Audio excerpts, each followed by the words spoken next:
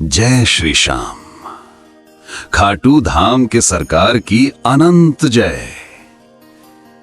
मेरा नाम राघव है और आज मैं आपको अपनी जिंदगी की वो कहानी सुनाने जा रहा हूं जिसने मुझे रुलाया भी, झकझोरा भी और फिर उसे शाम की छाया में बदल दिया। ये कहानी सिर्फ एक चमत्कार नहीं है, ये कहानी भरोसे, प्यार और समर्पण की है। घर का सच। मैं एक छोटे से गांव में रहता था। हमारा घर बड़ा नहीं था, एक छोटा सा कमरा, एक मिट्टी का आंगन और बीच में तुलसी की वेदी। मेरी मां मेरे लिए सब कुछ थी। पिताजी तो मेरे बचपन में ही चल बसे थे। मां ने ही मुझे पाला। मां ही मेरा घर थी और मां ही मेरी दुनिया। लेकिन जिंदगी को शायद ये मंजूर नहीं था। मां कई सालों से बीमार थी। धीरे धीरे उनका शरीर कमजोर होने लगा था। दवाइयां, डॉक्टर, अस्पताल, सब कुछ आजमा लिया गया था, पर कोई फर्क नहीं पड़ा। कई बार रात में मैं मां की सांसों की आवाज सुनते सुनते डर जाता था, कहीं ये आखिरी रात न हो। मैं उनके पास बैठ जाता, उनके सर पर हाथ फेरता और वो आधी बंद आंखों से कहती, बेटा शाम पर भरोसा रख, वो कभी खाली नहीं छोड़ते। लेकिन कभी कभी भरोसा भी थक जाता है। सबसे कठिन रात। एक रात मां का सांस लेना बहुत कठिन हो गया। उनकी आंखों में दर्द था और मेरे दिल में डर। मैंने डॉक्टर को बुलाया। वो आया, कुछ देर नाड़ी देखी और चुपचाप खड़ा रहा। फिर धीरे से बोला, राघव, अब दवा नहीं, दुआ चाहिए। उसके जाने के बाद घर में सिर्फ दो आवाजें थीं, दिया की लौ और मेरा रोना। मैं पहली बार सच में टूट गया था। आसमान की तरफ देखा और कहा, भगवान, अगर तू सच में है तो मेरी मां को बचा ले।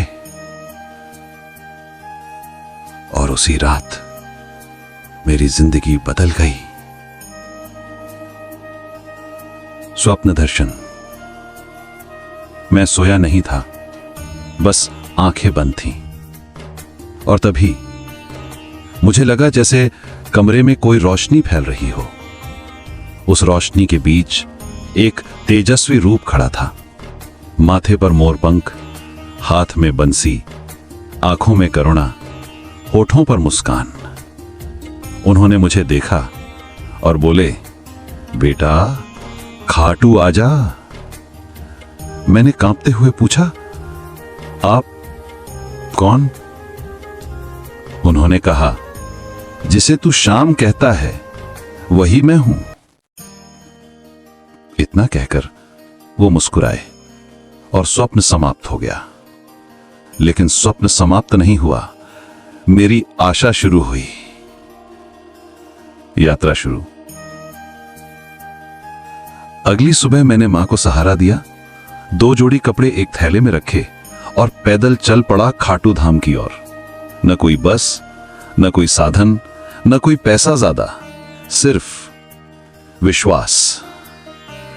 रास्ते कच्चे थे, धूप तेज थी, पैरों में छाले पड़ रहे थे। कई बार मां ने कहा, बेटा वापस चल, मैं ठीक हूं। मैंने मां का हाथ थोड़ा और कसकर पकड़ा। मां, बाबा बुला रहे हैं। और हम चलते गए, धीरे लेकिन यकीन के साथ। हम रास्ते में कई लोगों से मिले। एक बूढ़ी अम्मा जो अपने बेटे की नौकरी के लिए दुआ लेकर जा रही थी। एक नवविवाहिता जो अपने विवाह को टूटने से बचाना चाहती थी। एक युवा लड़का जिसकी आंखें रोने से लाल थीं, दिल टूटा हुआ था।